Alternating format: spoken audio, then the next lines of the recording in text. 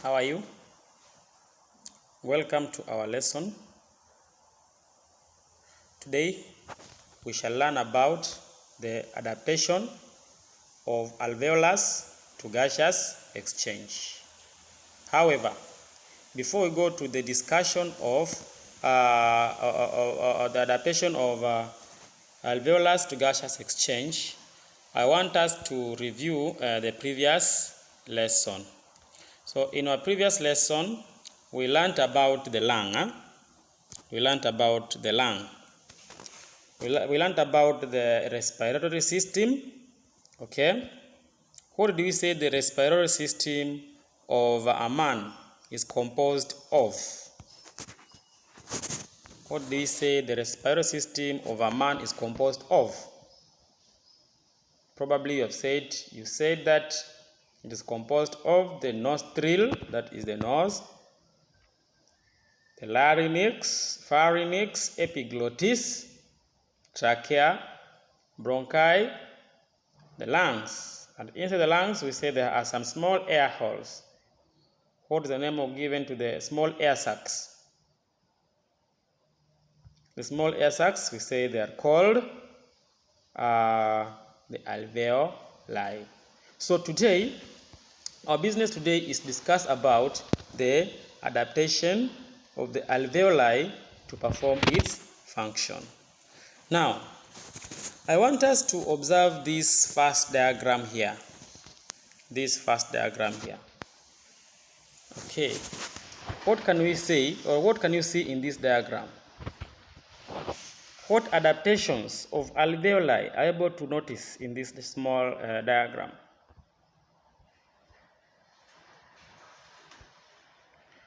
That you are able to see so many alveoli. Okay? So the alveoli, this is only one of the bronchioles which ends into the air sacs called the alveoli, and there are many.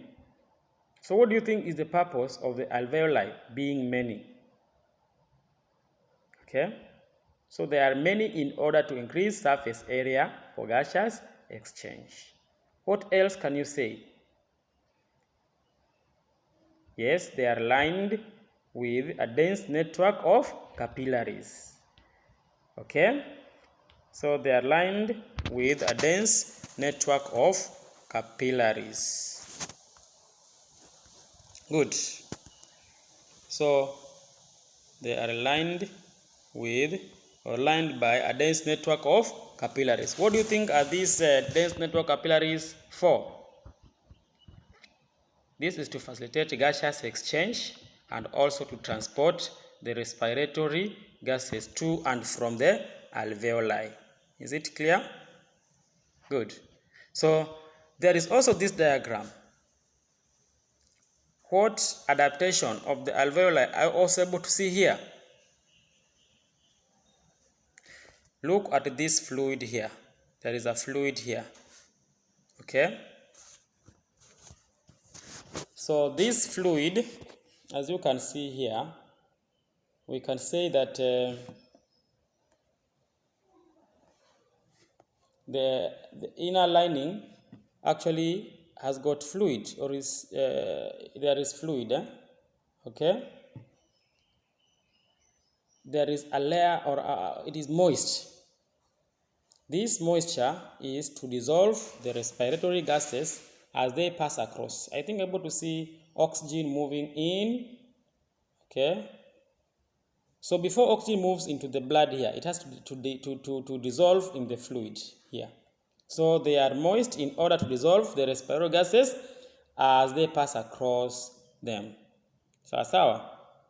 Also, another adaptation which you are able to see is that if you look at the thickness of this particular membrane of the alveolus is very thin, 1 cell thick.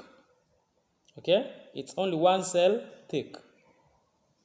This is to reduce the distance traveled by the respiratory gases.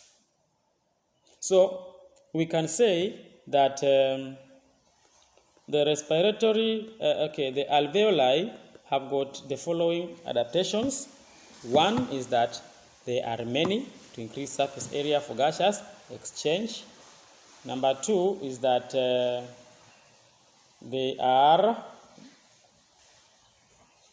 have got dense network of capillaries, or we say they are highly vascularized, and this one is to facilitate gaseous exchange and also to transport the respiratory gases. Is it clear? 2, they are moist. There is a fluid here. The inner lining is moist. This one is to dissolve the respiratory gases as they pass across them. And last but not least, we can say they are thin-walled, one cell thick. The membrane is one cell thick. So they are actually thin-walled, and this one is to reduce the distance traveled by the respiratory gases. Okay? Good. So far, so good. Let us summarize the adaptations of the alveoli for gaseous exchange. So we have said here that each alveolus is surrounded by very many blood capillaries, as you are able to see in the first diagram. Highly vascularized for efficient transport of respiratory gases. Number 2, there are very many alveoli that greatly increase the surface area for gaseous exchange. There are so many. In fact, each lung has got about 3 million alveoli. So there are so many to increase surface area for gaseous exchange. Okay. Also, the alveolus is thin-walled for faster diffusion of gases. Is thin-walled for faster diffusion of respiratory gases, as we have seen earlier. And the epithelium is moist. This one is to dissolve the respiratory gases as they pass across them. Is it clear? So this is how the alveolus is adapted to its function.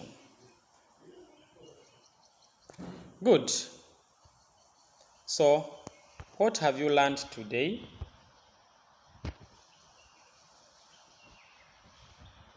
Okay. You have learned about the adaptation of the alveolus to its function. Now,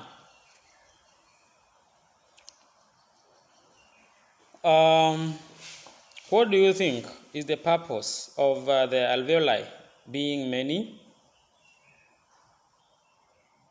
This is to increase surface area for gaseous exchange. Being moist, to dissolve respiratory gases as they pass across them. What about being thin-walled? This is to reduce the distance traveled by respiratory gases for faster diffusion of the respiratory gases. Okay, we shall stop there for this lesson. Let us meet in our next session. Bye-bye. Have a nice